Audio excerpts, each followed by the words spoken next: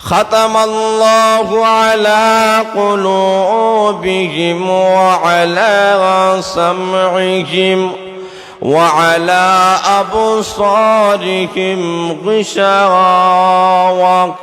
ولهم عذاب عظيم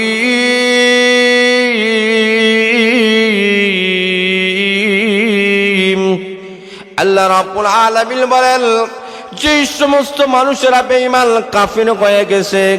আগে নবীজি এদেরকে আপনি যতই বোঝান যতই ওয়াজ করেন যতই নসিহত করুন কিন্তু এরা কখনো বুঝবে না এরা হেদায়েত পাবে না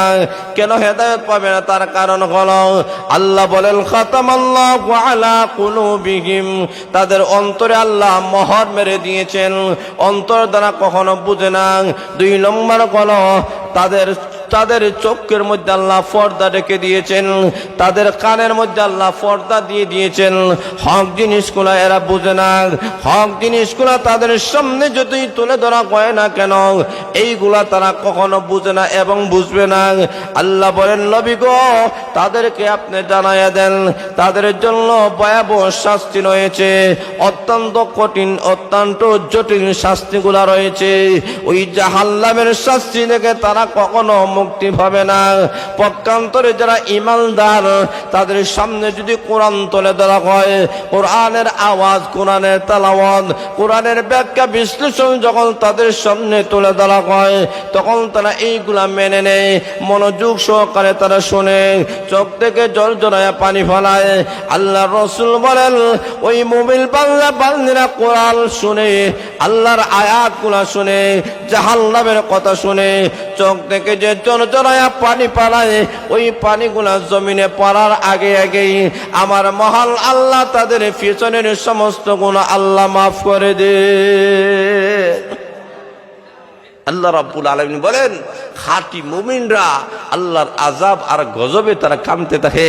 আর বেঈমান কাফেরেরা এইগুলার তোয়াক্কা করে না শুধুমাত্র দুনিয়াটাকে স্বাভাবিক মনে করে যে দুনিয়াটাকেই মনে করে আসল জিন্দেগি আসলে এটাই আমাদের আসল জিন্দেগি নয় আসল জিন্দেগি হচ্ছে পরকালীন জিন্দেগি তাহলে পরকালীন জিন্দেগির শিক্ষা কোন জায়গা থেকে পাওয়া যায় এই সমস্ত দ্বীনি প্রতিষ্ঠান থেকে পাওয়া যায় এই মাদ্রাসার মধ্যে পরকালীন শিক্ষা দেওয়া হয় পরকালীন জবাবদিহিতার বয়স শিক্ষা দেওয়া হয় এই মাদ্রাসার মধ্যে ছেলে মেয়েদেরকে পাঠিয়ে দিলে এরা দিনদার হবে এরা ফজরগাহ হবে আল্লাহওয়ালা হবে তাহাজ্জুদওয়ালা হবে আওয়াবিনওয়ালা হবে ইশরাকওয়ালা হবে চাষওয়ালা হবে এরা যুগ শ্রেষ্ঠ আল্লাহর ওলিতে রূপান্তরিত হবে যারা বলেন ঠিক না বেঠিক তো এই সমস্ত মাদ্রাসাগুলা আমাদের আসল আমাদের মূল বুনিয়াদ এই মাদ্রাসাগুলাকে আমরা সর্বাত্মকভাবে মনে প্রাণে বিশ্বাস করে আমাদেরকে মেনে নিতে হবে এই মাদ্রাসাটাকে উন্নতির দিকে আমাদেরকে নিয়ে যেতে হবে টাকা দিয়া পয়সা দ্বারা শ্রম দ্বারা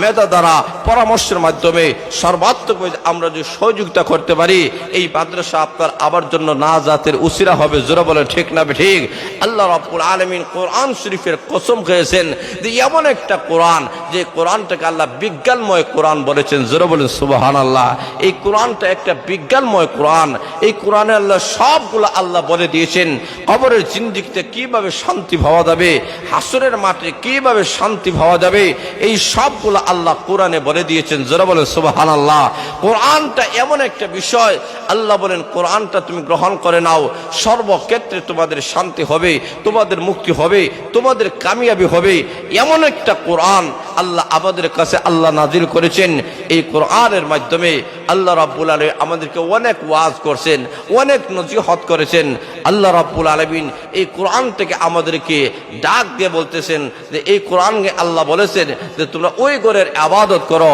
তাহলে তোমাদেরকে পুরস্কার দেওয়া হবে দুইটা জোরে বলেন কয়টা জোরে বলেন কয়টা আল্লাহ বলেন فَلْيَعْبُدُوا رَبَّ هَذَا الْبَيْتِ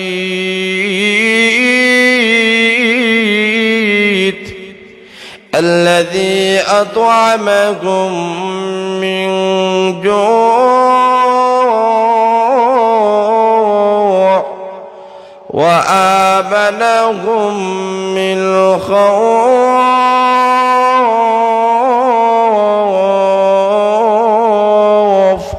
আল্লাহ রাব্বুল আলামিন বলেন, ওরে বান্দা বান্দিরা, তোমরা যদি ওই ঘরের ইবাদত করো,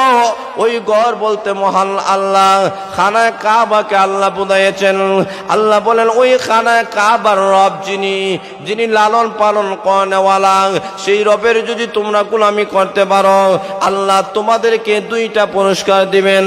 এক নম্বর হলো, পেটে যখন খিদা লাগবে আল্লাহ পেটের খিদা নিবারণ করে দিবেন। দুই নম্বর হলো, ওয়া আমানাকুম মিন খাউফ, আল্লাহ ভয়ের সময় নিরাপত্তা আল্লাহ দান করবে। আল্লাহ বলেন, তোমার জানের কোনো ভয় থাকবে না, তোমার ইজ্জতের কোনো ভয় থাকবে না, তোমার কোনো জিনিসের কোনো টেনশন করা লাগবে না।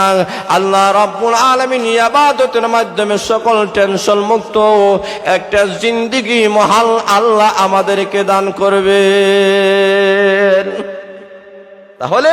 আসল উদ্দেশ্য হলো ইবাদত, আর এই ইবাদতটা শিখতে হলে কোরআন দরকার। কোরআন ছাড়া ইবাদত করা যায় না। কোরআনে